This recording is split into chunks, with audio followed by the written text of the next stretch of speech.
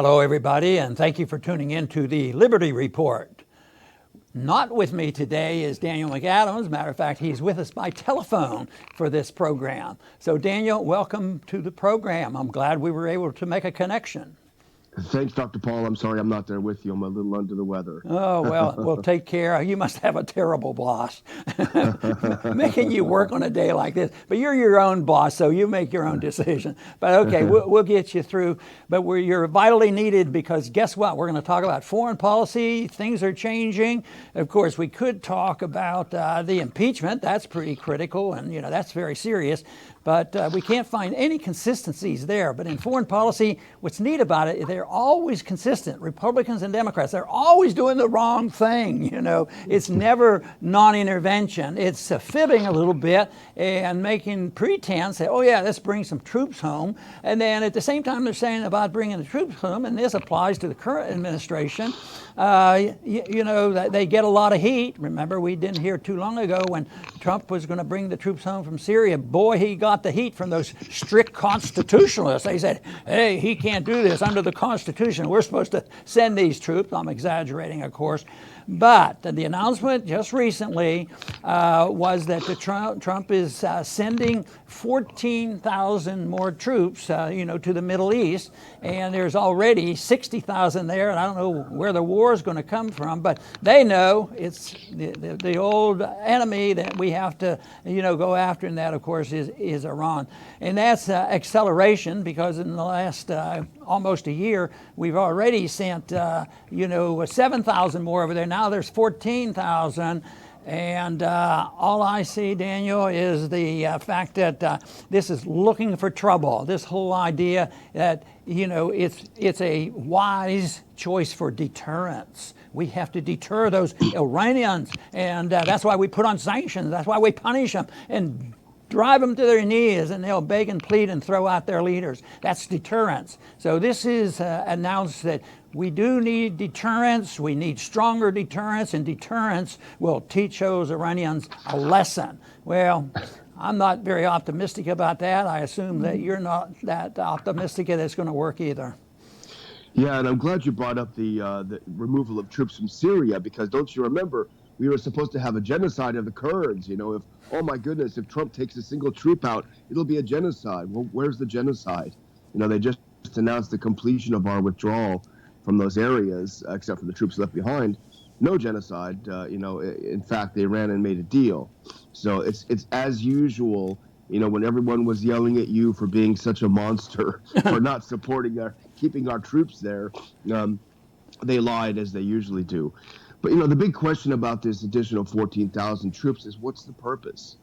They say it's to, quote, counter Iran. But Iran is a very, very large country. It has a large population. It's a sophisticated technical country. They have S-300s, the most sophisticated anti-missile and anti-aircraft batteries that the U.S. would have ever faced if they do go to war. So what does 14,000 more troops do? That's the big question. In a military sense, what does it mean? And I don't think anyone has answered the question. I certainly haven't seen it. No, and they're not likely to give an answer because they will think up something else to, deflect it and distract. And that's, I think, what's going on all the time, like the impeachment is a distraction from some of this mischief that they're involved in. But the one thing is we know these troops have been going, and these new ones probably will go into Saudi Arabia. Now that, to me, I think is very, very dangerous, unwise, unnecessary, and all these things. Because, of course, we've mentioned many times on our program that troops on the Saudi soil help motivate the radical jihad, to attack us on 9/11, because the Saudi Peninsula is seen as Holy Land. So, yes, we're going to put more troops there, and there's not been much talk about that, but I think this could be a real thorn in the side of many Islamists over there, and it's just going to stir up more trouble. But the argument is that we have to prepare to stop the Iranian aggression See, they're the aggressors, just like the Russians are the aggressors. So we go, a couple miles away from home, a few thousand miles away, dozens of thousands of miles away, and we go there and we surround the country. We probably have 100 nukes pointing at them, and of course it's the Iranians are going to be the aggressors. And the memories seem to be so short. Just think of what we did with the coup way back in 1973. And what about in the 80s when we propagated this war with the Iraqis against the Iranians? And how stupid the whole thing is now it looks like we're going to have, be on the side of the Iraqis fighting the Iranians. But I think this whole idea that you can threaten people and get your way, drop big bombs and have your way, and they'll forgive us and say, well, they didn't kill any American soldiers, so the American people may ignore it. But I'll tell you what, the countries we invade and the problems we create for them, I don't think they forget about it. I think they're very much aware of it. I think they're getting tired of it too. Yeah, for sure. I'm glad you mentioned the impeachment, because that's one of the things I was thinking while I was writing down some notes for today's program. Where's Congress? The president is sending yet another 14,000 troops potentially into a combat situation, and Congress is absolutely absent. And the reason is, as you always say, because they both agree, both parties agree. When it comes to actually doing what they're supposed to be doing, both parties are AWOL, So and the other thing you mentioned is, where are the troops going to go? They're going to go to Saudi Arabia, like you said, with all of the dangers of doing them there.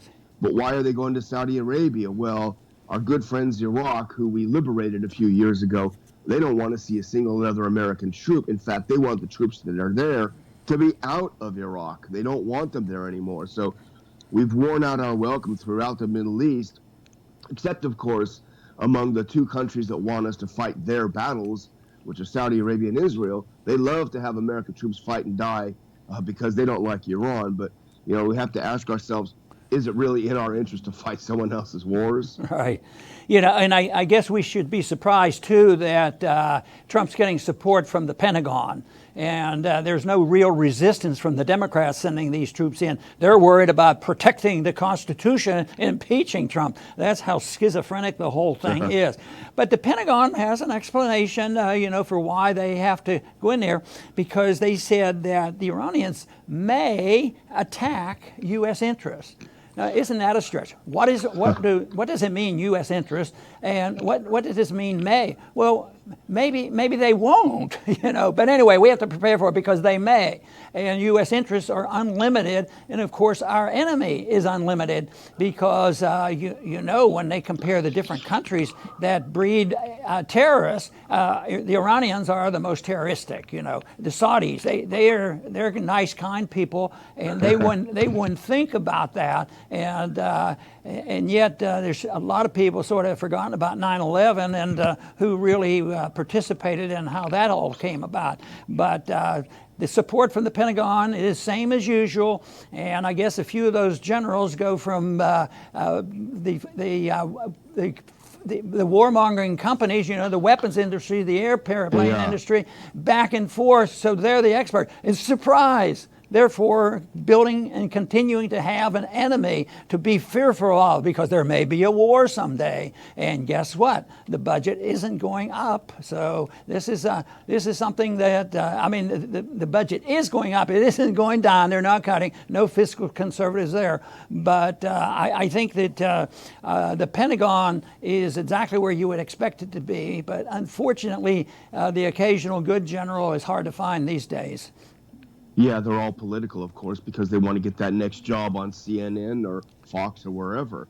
But, a Pentagon official and Undersecretary of Defense, John Rood, he got everyone on edge the other day when he said, as you pointed out, Iran may attack U.S. targets in the region. And he said, quote, U.S. remains concerned about potential Iranian aggression.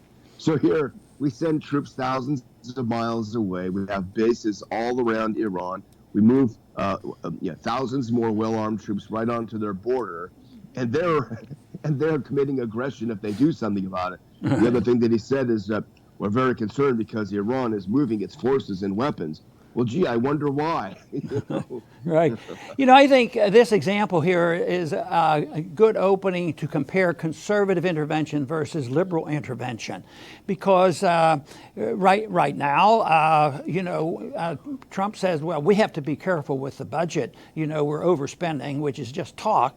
But he said that there are 750,000 people on food stamps that are capable of going to work, and we have good employment now. So he wants to take them off, which I'd be all for it. I'd have a lot of trouble not voting for that. And yet I've always complained and criticized, if you ever want to work to sanity in Washington, you don't work on food stamp and health care for kids if you want to get your fiscal house in order. So at the time he wants to cut food stamps from 750,000 people, what he wants to do is he's really pushing right now $250 million additional weaponry to Ukraine, the place where there's all this fighting and fuming on who should be on which side. So yes, more money for weaponry, cut food stamps, which will never be cut, but it's enough for the Republicans to do some political damage to themselves. So I think I'm a more practical politician than they are.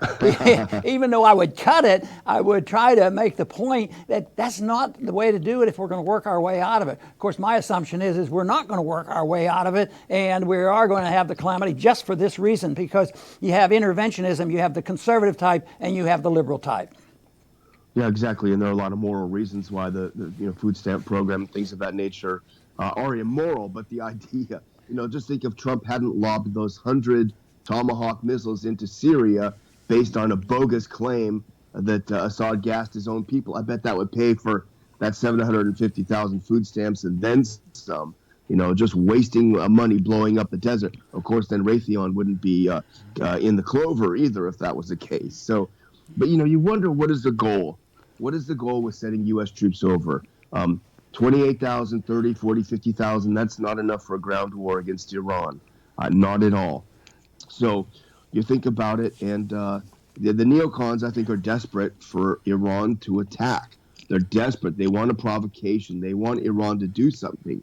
Because if Iran, or a false flag, attack the U.S. or U.S. troops or a U.S. boat or what have you, then they could say, and even Trump could say, see, it's working. Maximum pressure is working. Iran is desperate. They're attacking us. And what this is really is a cover for the absolute failure of Trump's Iran policy. Things are much worse with Iran now than they would have been if he had just stayed in the deal. So they're desperate to cover the fact that he is pursuing a really failed policy on Iran. I think there's already been a warning, exactly the definition of U.S. interests, or at least another example. And that, of course, is the point that one reason why we have to really be serious about taking care of Iran is the fact that they put missiles in Iraq. And but the question is where did they come from? They're not even sure if they weren't our missiles that we gave to some of our temporary allies someplace. So yes, there may be in there, but it's beside the point too, because if there is a conflict, between those two countries, which we certainly orchestrated in the 80s, the solution there, of course, is for us to get out of the way and let those two countries work out the differences. But it's very easy to say that, if there are missiles there and you can say, oh, they're U.S. missiles or the Iranians put them there, that could be one of the false flags. Or, well, we have to go in there. That's American interest. We have a big embassy there. So if there's an explosion there, there's too many things, too many things that could go wrong. And besides, our side might not even be planning that. But you have to realize that there's unintended consequences. You don't know what the future is. There are accidents that happen, and there are some that are deliberate, the false flag. But it's just so dangerous if you want to see an explosion of another illegal, unconstitutional war. And where are the constitutionalists in Washington? You have a few on the libertarian conservative side, more so than we used to, but less and less on the liberal side. But yes, they are going to defend the Constitution. We can all rest comfortably, because once the impeachment is passed, we say, long live the Constitution as interpreted by Pelosi. Well, we'll see what happens. Yeah, and And these. I'm sorry. Go ahead, no, sir. go ahead. I was going to say the claims about these missiles, as you point out, they're very vague. They appear to be baseless, but I think the point is it's a propaganda ploy. Some unnamed Pentagon official talks about missiles. It's designed to scare Americans. It's what they want to have another mobile weapons lab kind of thing to scare people. But the thing I thought when I was reading that, how shocking is that? How many countries do we have our missiles in? Yeah. Iraq is Iran's neighbor. They're allies. They've become much closer thanks to the U.S. attack on Iraq. So if two allies that are next door neighbors have some mutual defense treaties or put missiles on each other's territory, I don't see how it could be any of our business. And if we're worried about being threatened by them, maybe we don't belong there in the first place. Right. And, another example of that is, this $250 million that Trump has agreed to push through because we have to beef up the defense in eastern Ukraine because of the Russian presence there. Those people speak Russian in that part of the country, and they might not like us there, so we have to be prepared for that. At the same time, here you have a territory argument that, of course, they will argue, and they will also, complain about Russia. At the same time, we go 6,000 miles to get involved, and there is a difference between, the border between eastern Ukraine and Russia, but not according to anybody in Washington. And there's essentially no complaining, about our overall policy for the Middle East. Yeah, that's the truth. Well, if you're ready, Dr. Paul, I'm going to just say one final point. And that's something I don't often do on the Liberty Report. So someone should mark this in the calendar. I'm going to quote Max Boot. Oh, boy. I better listen carefully on this one. The Max Boot, who loves war more than anything else, probably more than puppy dogs, this is what he had to say. He wrote the last time we had a flare-up with Iran. He writes that a U.S. attack on Iran would be, quote, the mother of all quagmires, a conflict that would make the Iraq War, which I now deeply regret supporting, seem like a cakewalk by comparison. So here's a guy who loves war, warning that this is a disaster, and Trump is sleepwalking right into it. Very good. And thank you, Daniel. And I think that made me think about maybe I should get Max Boot on our program and say, hey, you're coming our way, that's okay. But no, I think that it shows that the definition of our foreign policy being schizophrenic. But it is true, they come up with some common sense sometime, and why they change their mind or take that position and why all of a sudden they're reasonable on that issue. I don't think it's explainable because we sort of like to explain ours in an overall philosophy, and that's not, very friendly to people who don't like philosophy. They like power, and they like wealth, and they like determination, and they like intervention. Of course, we don't promote that. We promote the cause of peace and prosperity, which means that we have a non-interventionist foreign policy, and we emphasize that the really serious purpose of any government, if it's to exist, is to protect the liberty of the individual, and the individual then is obligated to be responsible for himself, his friends and neighbors, and take care of themselves without using a gun that the government takes and tries to redistribute wealth or tell other people how to live. I mean, defending liberty was once a just cause in this country, and never perfect, but there's no reason why we can't, reignite the love of liberty. It's still known, even though there's been ups and downs for centuries. I think this downturn of the last 100 years, I think it's due to turn around, and we should do whatever we can to turn around and show that defending liberty is a just cause. I want to thank everybody for tuning in today to the Liberty Report. Please come back soon.